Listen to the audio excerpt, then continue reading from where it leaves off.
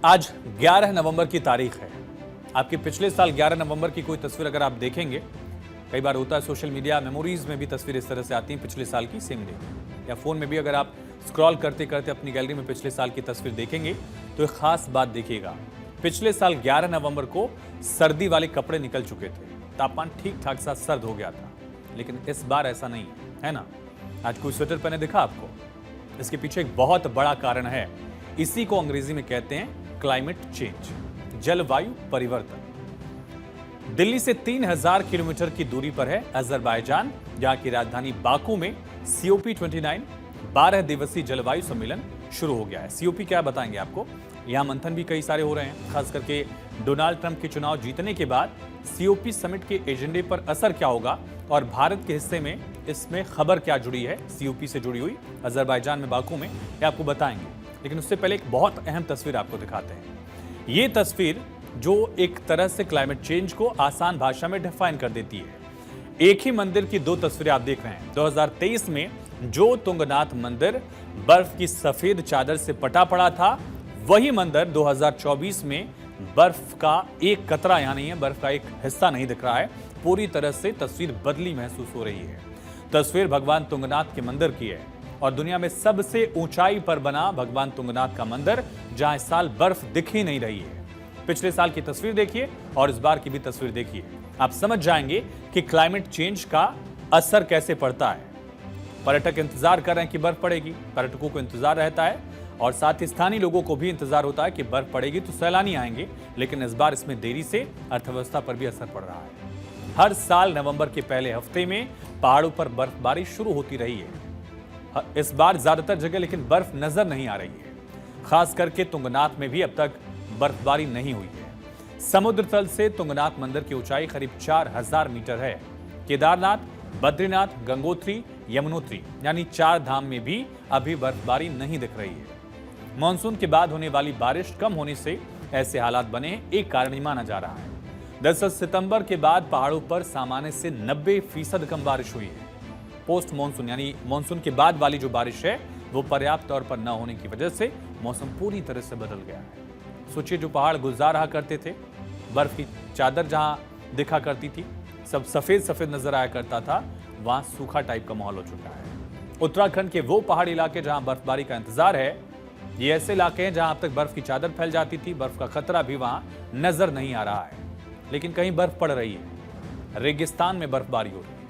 Climate change किस स्तर पर पहुंच चुका है, इसका अंदाजा आपको एक तस्वीर के जरिए लगाना चाहिए। सऊदी अरब के रेगिस्तान में बर्फ की बारिश हो रही है। सऊदी अरब के रेगिस्तान में अचानक बर्फबारी हो गई। सऊदी के अल ज़ौफ में कुछ दिनों से भारी बर्फबारी हो रही, रेगिस्तान वाला इलाका है। बर्फबारी की वजह से रेगिस्तान पर सफेद बर्फ की चादर दिख रही है और रेगिस्तान में भी बर्फबारी के पीछे जलवायु परिवर्तन बड़ा कारण माना जा रहा है। तो दो तस्वीरें हमने आपको दिखाई, एक तुंगनाथ मंदिर का जहां हर साल बर्फ पड़ती है, वहां इस साल बर्फ नहीं पड़ रही है, और ये तस्वीर सऊदी अरब की रेगिस्तान वाले इलाके की है। रेगिस्तान में बर्फ पड़नी शुरू जब हुई तो तमाम लोग जो हैं वो चौंक गए। अब देश की राजधानी दिल्ली की बात करते हैं। दिल्ली में सर्दी साल इंतजार करा रही है। 1951 के बाद अक्टूबर 2024 का महीना सबसे गर्म रहा है, यानी अक्टूबर का महीना 74 साल में सबसे गर्म रिकॉर्ड किया गया। और फिलहाल दिल्ली में तापमान गिरेगा नहीं, यानी सर्दी अभी नहीं आने वाली है। अगले 2 हफ्ते में भी मौसम में बड़े बदलाव की संभावना बहुत कम है। पहाड़ों में बर्फबारी न होने से मैदानी इलाकों में भी गर्मी बरकरार है। खास करके दिल्ली में अधिकतम और न्यूनतम तापमान दोनों ही बढ़ा हुआ है, और इससे ऐसे समझ सकते हैं आप कि फिलहाल दिल्ली में जो मैक्सिमम टेम्परेचर है वो लगातार 30 डिग्री तक देखा जा रहा है, और इसमें कमी आने की गुंजाइश आने वाले दिनों में नहीं है। ये आपने देश की खबर देखी, सऊदी अरब की तस्वीर देखी। अब आपको बताते हैं अजरबैजान के बाकू में 12 दिवसीय COP29 जलवायु सम्मेलन शुरू हो चुका है। जलवायु परिवर्तन पर होने वाला संयुक्त राष्ट्र शिखर सम्मेलन यानी COP29, भारत समेत कई देश इसमें हिस्सा ले रहे हैं।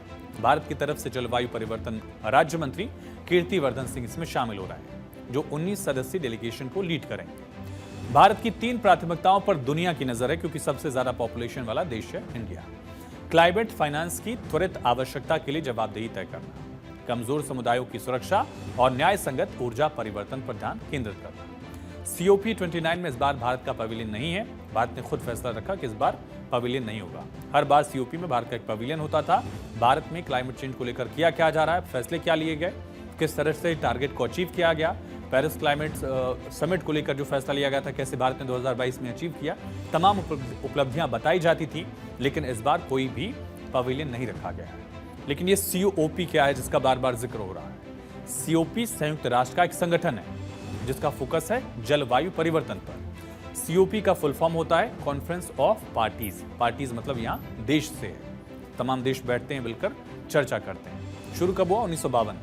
तब 150 से ज्यादा देशों ने हस्ताक्षर किया था कि पृथ्वी को तपा रहे प्रदूषण में खतरनाक तरह से जो बढ़ोतरी हो रही है उसको कम किया जाए, सीमित किया जाए। इसके तहत पहला कॉन्फ्रेंस बर्लिन में हुआ 95 में। 2015 में पेरिस में COP 21 जो हुआ था उसमें ग्रीन हाउस एमिशन पर सहमति बनी तमाम देशों में, और इस सहमति के साथ तमाम देश आगे बढ़े। लेकिन जो सबसे ज्यादा प्रदूषण वाले देश थे वही आगे नहीं बढ़ पाए। भारत ने अपना टारगेट अचीव कर लिया समय से पहले।